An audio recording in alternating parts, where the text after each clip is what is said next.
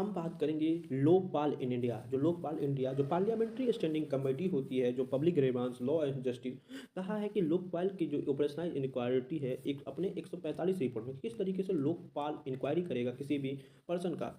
अब हम जानेंगे लोकपाल क्या होता है। इट इज ए स्टैट्यूटरी, एक स्टैट्यूटरी पार्लियामेंट के द्वारा एक ऑटोनोमस बॉडी है जो एंटी करप्शन, अगर इंडिया में कोई करप्शन कर रहा है, मिस यूज ऑफ पावर कर रहा है, अब्यूज ऑफ पावर कर रहा है, तब जाके 2013 के एक्ट में बना है। कंपोजिशन चेयरपर्सन होगा और 8 मेंबर से ज़्यादा नहीं होगा लोकपाल में, आपको जानना होगा, जिसमें 4 जुडिशियल और 4 नॉन जुडिशियल मेंबर होंगे, एटलीस्ट 40%। और इसमें ये भी बात कहा गया है कि 8 में से 50% से ज़्यादा SC ST OBC माइनॉरिटी और ओपन से में इसमें हो।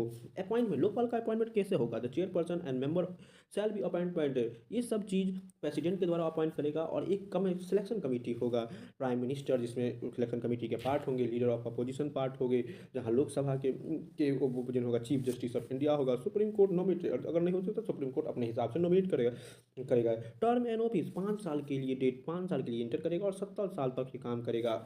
या तो 5 साल तक काम करेगा, नहीं तो 70 साल जिस दिन पूरा हो जाएगा तब तक। जुडिशल इसमें किसी के खिलाफ prime minister member of parliament ABCD किसी भी अधिकारी के खिलाफ सुयो मोटो एक्शन ला के चार्ज कर सकता है। Lokpal not invest any corruption against prime minister. Lokpal में एक चैलेंजेस है कि जब भी वो इंटरनेशनल रिलेशन में, external internal security, public order, atomic energy और स्पेस में, वो कभी भी वो नहीं कर सकता है प्राइम मिनिस्टर के खिलाफ। इंक्वायरी विंग, हम बात करेंगे इंक्वायरी विंग की बारे में। Lokpal and Lokayukta act 2013, Lokpal is mandate to constitute and inquiry wing, जहाँ इंक्वायरी विंग के साथ आगे prosecution under section 12(1) Lokpal and Lokayukta act, Lokpal is mandate to notification, यहाँ आगे की बात सकें। Power and function of Lokpal, superintendence over investigation, वो बात करेगा कि दिल्ली स्पेशल कोर्ट के द्वारा दिल्ली की जितनी पुलिस है उसका यूज कर सकता है, किसी पे सेंट्रल विजिलेंस कमीशन का यूज कर सकता है। Power of civil court, civil court है उसके लिए प्रिलिमिनरी इंक्वायरी विंग है, कोर्ट ऑफ सिविल प्रोसेस, सब काम कर सकता है। एलिजिबिलिटी चेयरपर्सन क्या होगा? Lokpal sitting chief justice, retired chief justice हो सकते हैं, वो सब हो सकते हैं। जज ऑफ सुप्रीम कोर्ट 25 ईयर से ज़्यादा तक हो सकते पर्सन इन एलिजिबल, जो 45 ईयर से नीचे के लोग नहीं बन सकता है। मेंबर ऑफ पार्लियामेंट और स्टेट जगह से और ये सब नहीं बन सकता है। जो भी मेंबर ऑफ पार्लियामेंट हो स्टेट का हो, ये सब नहीं। Person remove from dismiss from, किसी भी पर्सन को रिमूव कर दिया गया है, किसी भी गवर्नमेंट ऑफिस नहीं होगा। इशू एंड फंक्शन क्या है? इशू हमारे लोकपाल के इंक्वायरी विंग की कुछ इशू है।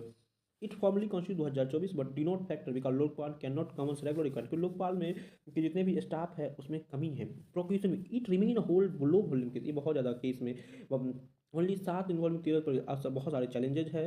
पर्सन रिलेटेड प्रोसिक्यूशन में फुल बेंच के लिए चैलेंजेस है। एब्सेंस ऑफ डेडिकेशन, लोकपाल के लिए पास कोई अपना कोर्ट ही नहीं है।